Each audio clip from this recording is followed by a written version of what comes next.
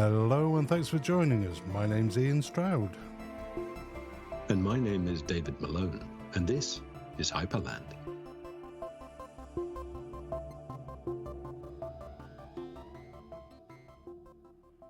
I thought today we could talk about the last podcast that we did with Sunetra. I thought it was one of the most enjoyable ones I think we've done together. What did you think?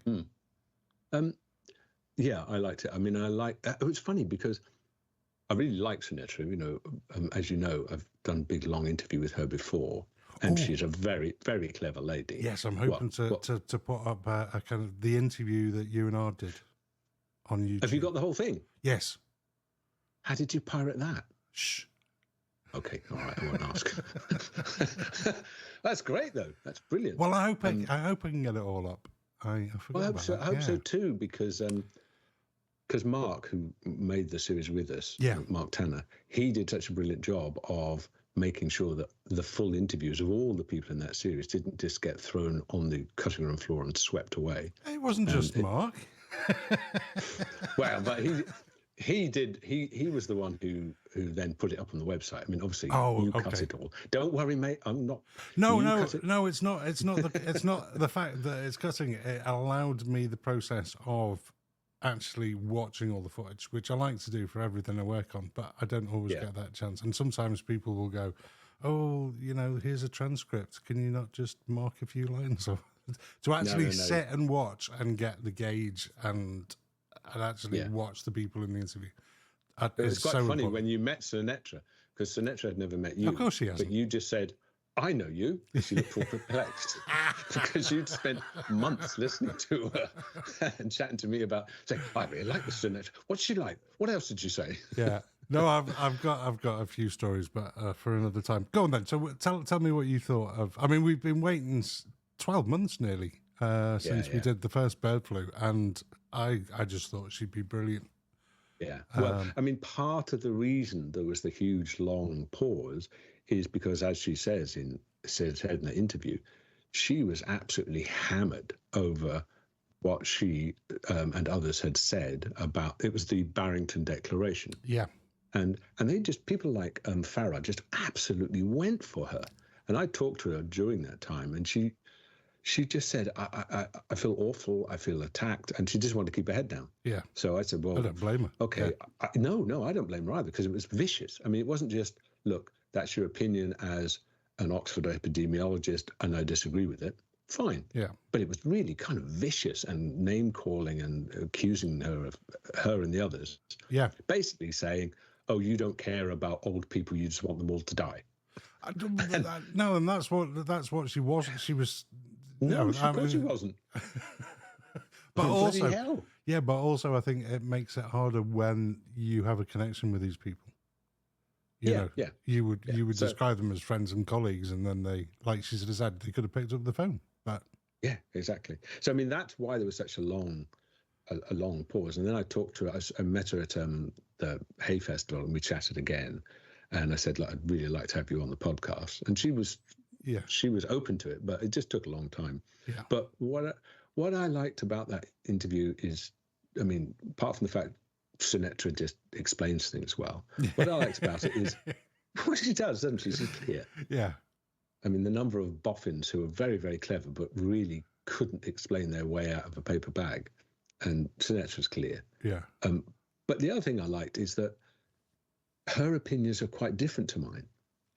I still disagree with her. Yeah. Yeah, I mean, I disagree with her. I think the evidence that COVID did not have a natural origin is overwhelming. Yeah. But she takes the opposite view. Yeah. I'm more worried about the way that bird flu is evolving. But I defer to her greater knowledge, because she spent 20 years looking at flu, not necessarily bird flu, but flu generally, working on her. And so it's just really great to have someone on who has a completely different view of things and can clearly explain to you why they think you're wrong, and why they hold their opinion. And you and I have said that from the beginning. We don't want this podcast to be some kind of bully pulpit for you and me to just say, well, this is what we think. This is the world according to Stroud and Malone. That's just dull and stupid, not worth doing. I liked the way that she sort of said, you know, all of these things that have happened with Fauci and you brought up the fact that Nature magazine and Yeah. you know, people like that. In some ways you can kind of understand it and sort of say a lot of these people are forced into corners, and when they get into a corner they're going to fight their way out. And I think a lot of, I mean, you suggested getting, what was the newspaper that I after many years. You mean the Daily? Oh no, are you talking about Le Monde Diplomatique? Yes, I am. Yeah, brilliant. Yeah, I'm glad you got that, mate. I did, but it's my favourite newspaper. I mean, the only other one I read as regularly is probably the FT, because you need to know thine enemy, and the FT is sort of straight down the line. You know, it's got actual news in it, as opposed to the Guardian, which is nearly all of it is editorial. There's not much news. Yeah. Well, no, there was an article in there, and we can talk about this again. The rise of the content farm, and basically, it's the kind of Uber style agency that sets up, and they'll get news links and they'll rewrite them into stories, and they've got to kind of do, you know, one an hour. So there's no backup, there's no research that's done, there's no quoting where this came from, which is for me is the most important thing. Of course, it's like who said this? Where's it been reported? So I think Sunetra was basically, she was saying we all need to grow up and have a proper conversation about this, and the fear. I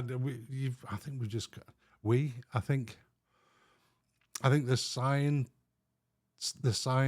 side have got to be bolder and have less fear. Yeah. I mean, I think you're more well disposed to them than I am at this point. Well, I mean, you know, we did the podcast with Drastic as well, and Gilles made a lot of good points and a lot of the facts. So I'm no expert. No, but that's the point, is that we had Gilles on, who has his views, and then Sunetra came on and has a different set of views. And grown-up people can listen to both, go away, read about Gilles, read about Sunetra, and make up their own mind. They don't know they don't need us to make their minds up for them, or to protect them from a point of view which we disapprove of, which seems to me to be that's what gets said by everyone. That the rattles BBC, your cage. It does. I just feel like saying, look, I'm a grown up. I could read Mein Kampf from cover to cover. It won't make you I don't think I would turn into a Nazi. I think I'd be able to go, wow, what a demented bloke. Because I'm a grown up. Well, I don't need to. I need to be protected. Let's talk about this gift that keeps giving. Bird flu. Well, the bird flu is interesting because you know, this, we talked to Sunetra about the new H5N1 virus, and it's just been interesting. There's been a couple of new studies. There was a study in Nature just saying that it can bind to both receptors, which is one of those things that once the virus can bind to different receptors, that's a massive step towards making it possibly, or at least on the path to being better adapted to infect humans. And what I thought was interesting, I was just reading this paper. It's in something called STAT, and their strapline is Reporting from the Frontiers of Health and Medicine. And I haven't got to the bottom of who pays for STAT, but it seems reasonable. What caught my eye is what I didn't realize is that study was one of the lead authors, because I hadn't twigged. I'd read the paper, but I hadn't twigged. And they're just pointing out that one of the lead authors is Yoshihiro Kawaoka. And in the STAT article, they point this out, and something in the back of my mind went, hang on, I know him. And of course, Kawaoka is the man who in 2014 did the original, well, he did in 2012, I think, one where they recreated and weaponized a bird flu to make it aerosol spreading amongst mammals, This was the one, and Kawaoka was interviewed and said it was the most dangerous experiment ever done, which was mind-boggling, stupid. Yes. And that was the one which then set in train the massive argument that broke out amongst virologists and microbiologists, and ended up, that argument was the one that caused the Obama administration to put the funding moratorium on gain of function. Right. Yeah. Back in 2017, except, of course, they made some exceptions. Yeah. Like for, I think it was Ebola and COVID. Yeah. So it didn't really amount to much. Yeah. Yeah. But I thought, my God, that's interesting that because of course he's still there and still gets quoted. Yeah. And he's I know. And he's saying, yeah, I think it's, it says binding to human type receptors is not the only factor that's required for an avian flu virus to replicate well in humans. Yeah. So he's sort of saying the kind of thing that Sunetra's saying, look, like, yeah, this is a big step, but it's not the only one. But it's really interesting. And then I was reading further on in the article, and it's just funny what a small world it is. They then quote from a fellow called Ian Brown, who's the former virology head at the UK's Animal and Plant Health Agency, and is now group leader at the Pirbright Institute. And Pirbright that was the research institute which was at the centre of the 2007 foot and mouth outbreak. It looks like when the HSE actually did their investigation, it looked like foot and mouth was leaking out of a drainage pipe, and that's why we had that absolutely massive outbreak of foot and mouth. So it's funny just what a tiny world it is. Well, I was just reading in Reuters as well. They were saying from July the 9th, bird flu has infected 139 dairy cow herds across 12 states since March. Yeah. And so, as we mentioned in one of our podcasts about this, is that because birds carrying the strain are flying from one place to another, place, which seems odd because it's not like they've got a sort of little guidebook which shows them all the different farms they could visit, and they're not on some kind of visiting a holiday or something. So is it really the birds' official narrative, or is it more likely to be that cows are being sold from one herd to another, and then affecting the rest of the herd? Yeah, and that feed is being moved from one to the other. Yeah. And of course, all three are possibilities, but it bothers me that the other two never see the light of day. Yeah. It's just assumed that it can't be that because we don't want it to be that. Yeah. So I mean, well, Sunetra said, calm down. Don't be too. It's not the end of the world, not yet. But yeah, she did. And the point which I thought was very interesting, where she said, look, when you do gain of function, they can gain one function, and they lose. But what rarely gets reported in such, at the top of that paper is they may have lost other functions, which is fair enough. But we do know from both original SARS and the various bird flu outbreaks that have happened, like the 97 one in Hong Kong, then it spread through 2006, decimated in Asia, and then 2009 in America. We do know that this species, that this virus can gain functions and doesn't lose other functions. Yeah. So Sunetra knows what she's talking about, but I'd love to get her back on. I think she might. The way this story, I mean, another story was about bird flu strain in US cows shows minimal air spread in ferret study. Yeah, well, obviously, that was 9th of July as well. Yeah, that's a very good thing because they did that. They had that outbreak in Spain in the mink farm, and mink being genetically. What happens in ferrets and minks is they're very similar. They're considered to be the best small mammal for studying it. That was worrying. But there's also been some fantastic stuff going on in COVID, which, if you don't mind, I just wanted to catch up on. There were two really well. I can't not do it. Yeah. So, you know that you know how the Lancet did? They created the Lancet independent commission to investigate COVID. Yes. Right, which I always found peculiar, given that the Lancet were the people who had already made up their minds. Yeah, it's kind of like marking your own homework. Yeah. So what was interesting quite recently, because I mean, I reminded myself, I went back and read their commission, and the people on the commission. There's not that many scientists. Most of them are head of this institute and head of that institute. Yeah. They're just top of the pile, but not necessarily getting their hands dirty in the lab. And of course, their recommendations, they never mentioned China. Yeah, It was all just... I kind of half read something last week, or it could have been this week, that was,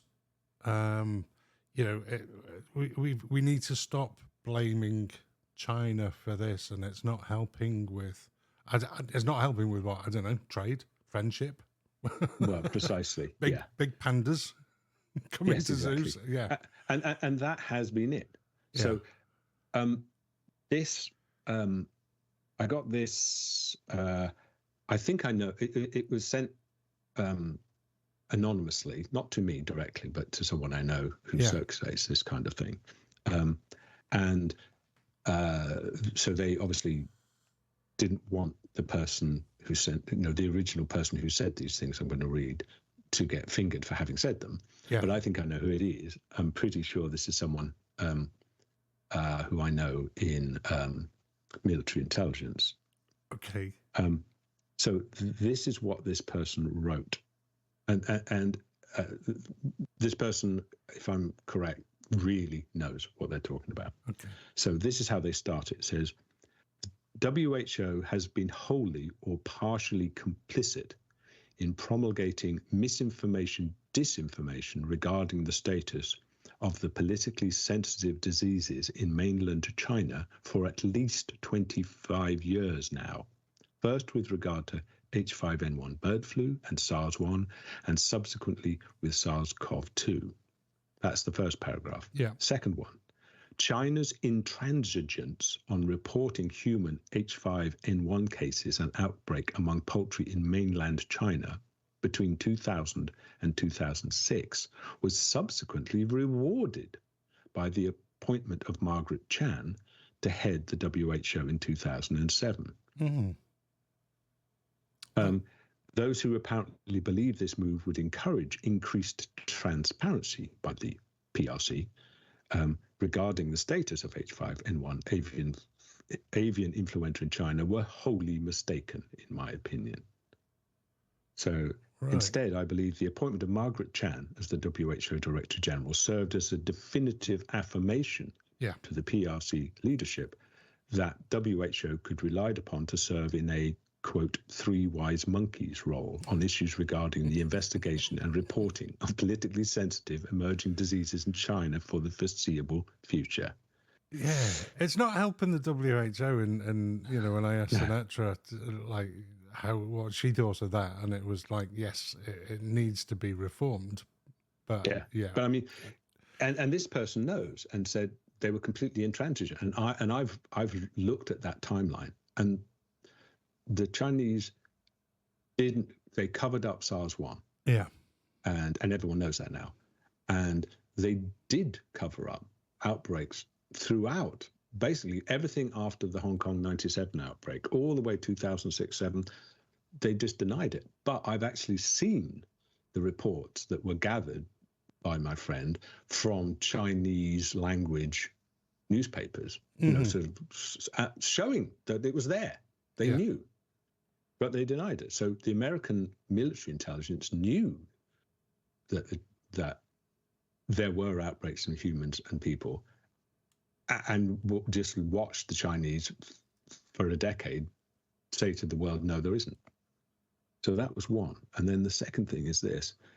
There was something set up by the Heritage Foundation. Now, the Heritage Foundation are a well-funded right-wing American think tank. Right. So they are definitely right-wing. Our former Prime Minister would be very happy there, and probably I wouldn't be surprised to see his name pop up on the Heritage Foundation. Really?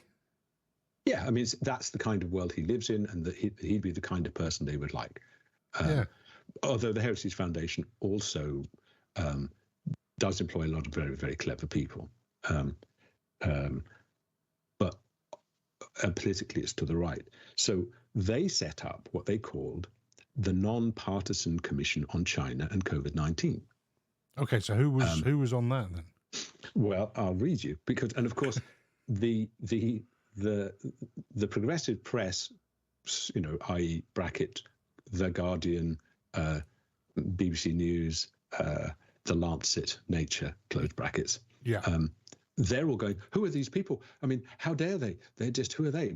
Forgetting the fact that they did that already with the Lancet Independent Commission, which unsurprisingly said, oh, there was nothing to report from China. There were some global failures, and what we need to do is give the WHO more international power. That was their conclusion. Yeah. So, although there weren't many scientists on that panel.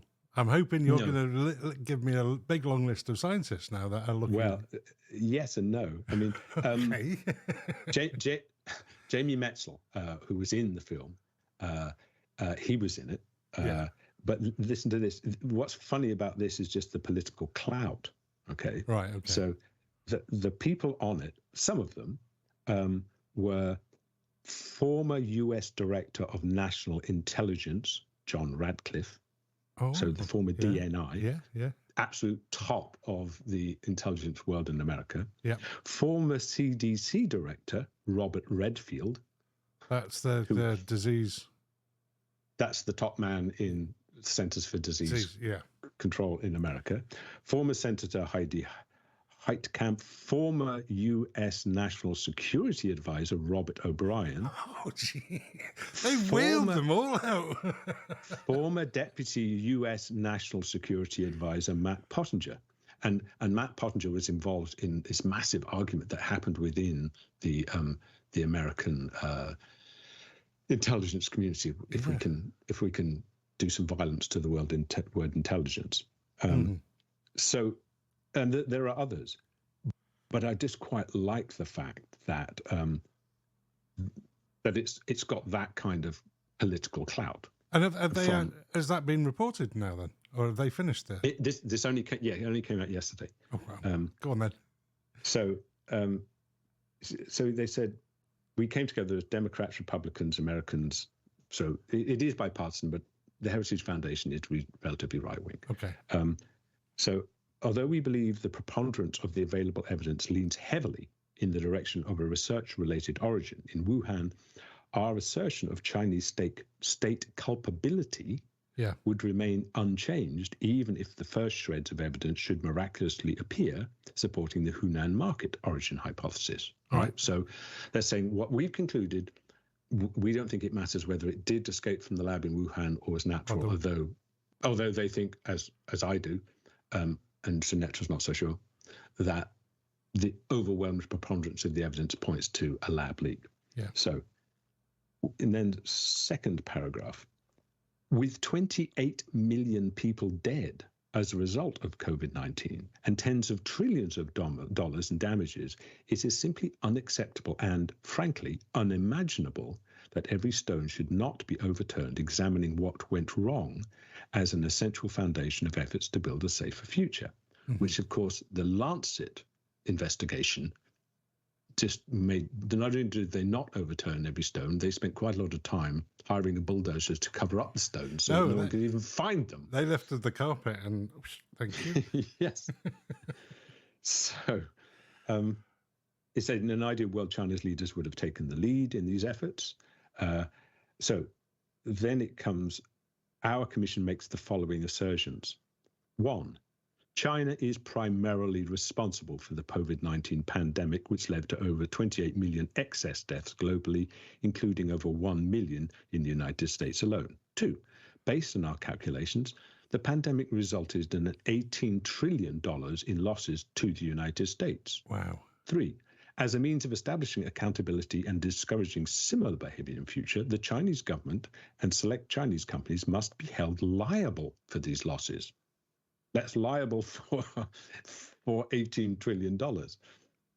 And then they suggest that the America's Foreign Sovereignty Immunity Act, which was designed to protect foreign states from liability in U.S. court. So in other words, saying U.S. courts, you can't go to court in the U.S. and hold a foreign country liable. But they did make, they have amended it once already to allow U.S. courts to have jurisdiction over terrorist financing cases. So that, and what they're saying is, given the magnitude of the COVID-19 crisis and China's complete disregard of international norms, human lives, transparency, and accountability, we believe that a similar and highly tailored amendment is now required. Wow. So in other words, they want to change, it said, the US laws so that US companies, parts of the US government, US private citizens, at least in Chinese, in an American court, could start to sue the Chinese. And of course, given the way the international finance system works, they would be able to sequester Chinese assets the way they've been doing with Russian assets. So that's really inflammatory stuff. This road has just opened up in front of me. I'm trying to see where the hell that takes us. Inflammatory. Yeah. And it would mean nothing if it was just, a few upset doctors, a few virologists, but those are big names. Yeah. That's a real, that's shaping up to be a proper political battle. I mean, obviously, in the run-up to the election, there's a lot of, electioneering going on in there. But I just thought that's quite significant. Yeah. I mean, those people are really trying to stir things up again, whether they will or not, or whether the mainstream will just bury it in a great big blanket of silence remains to be seen. But I think it shows that there is a constituency who are saying, this is just not good enough. It's not good enough because there were so many deaths. It has cost so much money. And it's not good enough because this is, as a matter of established fact, the third time the Chinese government has not told the truth, and it's had serious consequences. So all that stuff about we've got to be nice to keep the cooperation of the Chinese, as I said during the interviews I did with some of the UK people, what cooperation are you trying to save? Because I haven't seen the cooperation you think you're going to save. Anyway, it was interesting. On that bombshell, the other 2 points I was going to bring up seem feeble in comparison. Go on. Well, no, I was going to just sort of talk about the funding of bird flu vaccination that was announced in the last few days.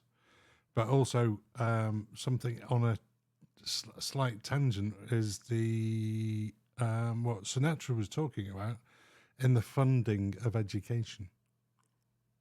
Oh, right. Well, who is the funding for bird flu given to? Has that gone to? I think it's Moderna. Moderna, right? Yeah. I mean, check while you blather on a bit. I can just. I blather on. You blather on, I just mate. think it's. I mean, it's good that I think it is good that we're funding. Yeah. Proper vaccine research, because although there's been a lot of upset about the mRNA vaccines are not a new technology, and they have saved hundreds of millions of lives. I always felt that the argument was not so much are vaccines a terrible thing, which I do not think they are. I think they're a brilliant part of our armory to protect the human race. Yeah. It was more whether that technology had been properly tested before they let it loose on the population at large. And of course, the answer, and the answer, of course, was no, it wasn't. In the sense, it's not that they didn't do any testing, but traditional vaccines are tested for decades. Yeah. But on the other hand, what would we have all said if our governments had said, I know we should have a vaccine, but we need to do 10, 15 years worth of testing before we do this. So in the meantime, good luck and good night. Yeah. Would everyone have been happy with that? So they were in a sort of, I mean, it's not like I like Boris and his gang, but not only the scientists, but the policies were stuck between a rock and a hard place. Yeah. Totally. If we stick to the perfect world, we've got to say to the population at large, there is no vaccine, just good luck. Yeah. Or do they say to the scientists and the companies, what's your best guess? I mean, what have you done? Do you think this is going to be safe? And of course they don't know. I mean, I always say I was a few seconds away from being a thalidomide baby. Wow. And thalidomide had been tested. Yeah. And my mum had been prescribed it, and she said to me, I had it in my hand, and I thought, oh, no, never mind. Yeah. So, Well, it was in the Financial Times. Moderna will receive 176 million US dollars from the government to support late-stage trial of its bird flu vaccine. Right. Interesting. Okay. Well, at least I mean, you may, lots of people might think I wouldn't trust Moderna to give me a packet of aspirins, but someone's got to do it. And Sunetra's in Moderna, yeah, exactly. So, do we want to say, no, I don't trust vaccine makers. I don't trust big pharma. I don't trust big pharma. But on the other hand, where else am I going to get a vaccine if I want one? Yeah. No easy solutions, I don't think. But anyway, I think we should try and get Sunetra on again and see what she has to say. Yes. Maybe she's working on her spring collection now. Exactly. Good one. Well, on that one, all mate. Right, yeah. I mean, right. the other thing I was talking about is how she was talking about they have to put in for funding, and I think that's a problem. Yeah. But I think that's for another day. Yeah, it's a big question, isn't it? I mean, well, we see it in the arts. It's a mess. Yeah, we see it in the arts. We see it in science. It's just, Yeah, I don't know who makes these decisions, but I don't think the decisions are being well made because we're behind the curve on almost everything. Well, we're behind the curve on anything to do with renewable energy supplies. Yeah. We're behind the curve. And on the vaccine and possible pandemic, I just think it is another thing because it is another podcast because I think the decisions about the One World, One Health that were taken 2009-ish, they were all taken by the small coterie of people who are at the center of the COVID business. Yep. And I just never agreed with the worldview they were promulgating, but it's never been questioned. Anyway, well, like you say. Yeah, I mean, it's kind of like who are getting these contracts for, all the gowns and masks that were recently buried in a park somewhere. Yeah, and also, do you remember that? I forget when it happened. It was relatively recently. That the Lancet withdrew the paper. Which had been the paper which had essentially stopped I forget which one of the off-the-shelf antivirals that people said, oh, we could use this. And I can't remember which one it was now, but listeners will know. And then a paper came out of the Lancet saying, oh, no, we think this would be a dreadful idea. It doesn't work and it has adverse effects. And the Lancet relatively recently withdrew that paper because the paper itself was deeply flawed. And it then makes you think, is this another one of those papers they rushed through because it supported their narrative? Yeah. It did stop people being able to prescribe this thing, which they're now saying, yeah, probably it would have helped. Sorry. Yeah. The other thing I want to talk about again is that the sort of Uber style journalistic landscape. Yeah. I mean, because is that where these stories are coming from? I don't know. Probably not with Nature and Lancet and people like that. Well, I'd hope not, but yeah. Yeah, it's a messy old world, that one. All right, we should definitely talk about it. Yes. All right, my friend. Well, lovely talking to you again. We'll catch up soon. Okay, bye. Cheers for now. Bye.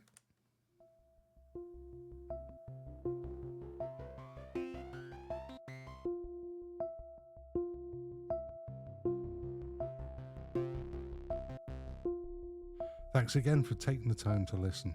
If you enjoyed that, you can head over to Substack or YouTube. Maybe leave a review. But also tell us what you think. What you agreed with, what you disagreed with. Thanks a lot. Thanks very much.